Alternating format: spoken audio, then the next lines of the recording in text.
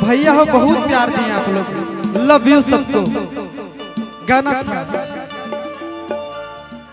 किया गया खानी हो हमरिया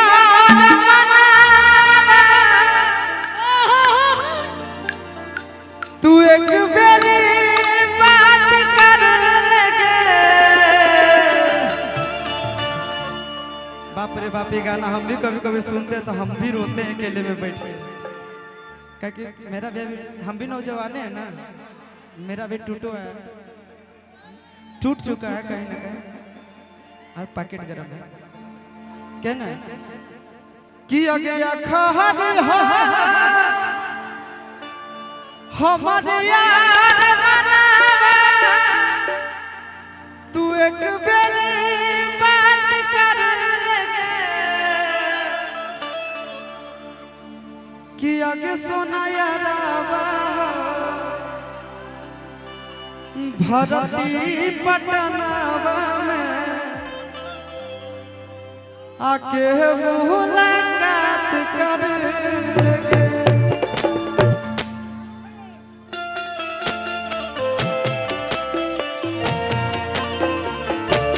ताली के साथ आइए आप लोग।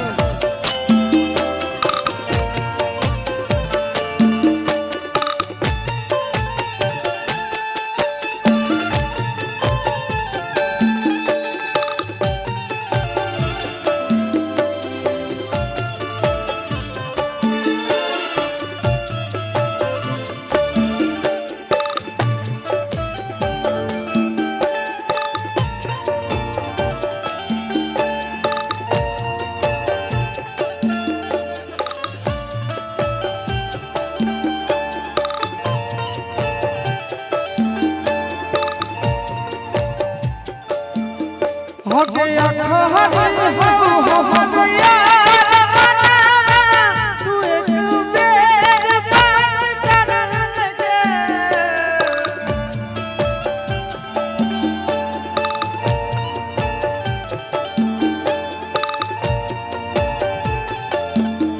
हो गया खानी हो हमारे यार मनावा तू एक बेर बात कर लगे।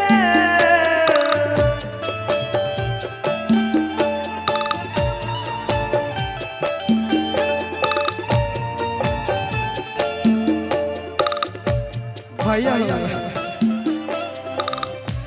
आगे सोना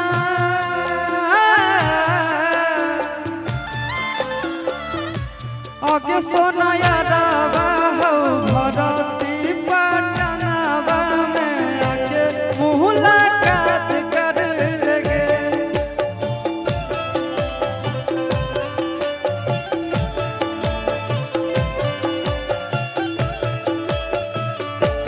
आगे सोना यारावा हो भरती पटनावा में आके मुलाकात कर लगे।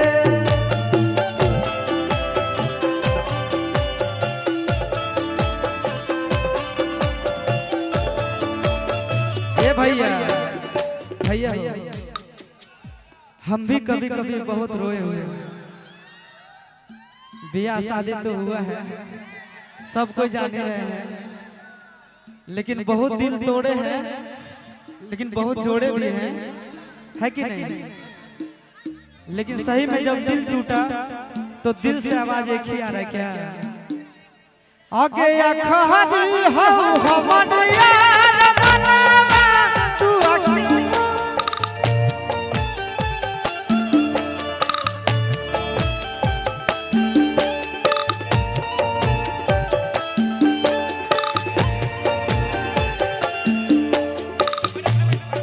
सोना यारावा हो भरती पटनावा में आके मुलाकात कर लगे।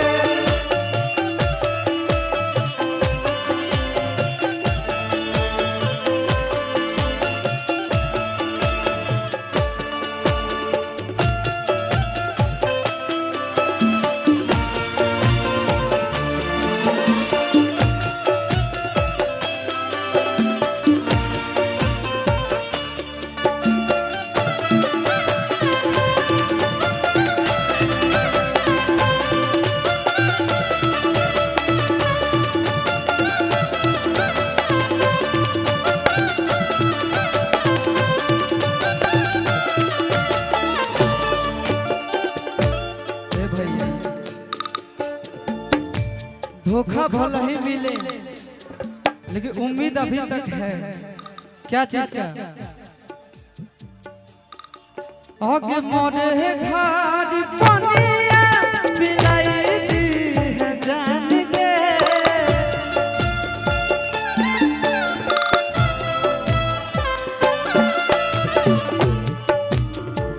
पहचान रहे हैं?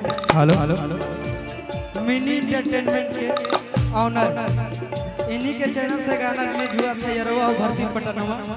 अब बहुत ज्यादा प्यार भी मिला। कहना है आगे मोरे घर पनिया पिलाई दी है जान के। मोरे घर पनिया पिलाई दी है जान के।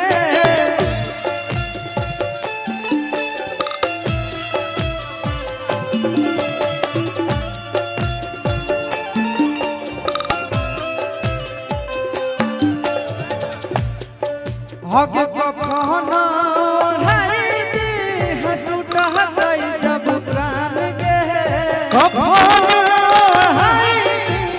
टूटा जब प्राण के। आगे कखनो ढाई दी है टूटा गई जब प्राण के।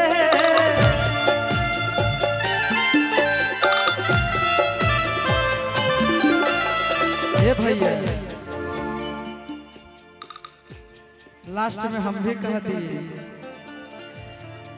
हक तो रह जाती हमारा से प्यार होता भेट सक छात कर लगे।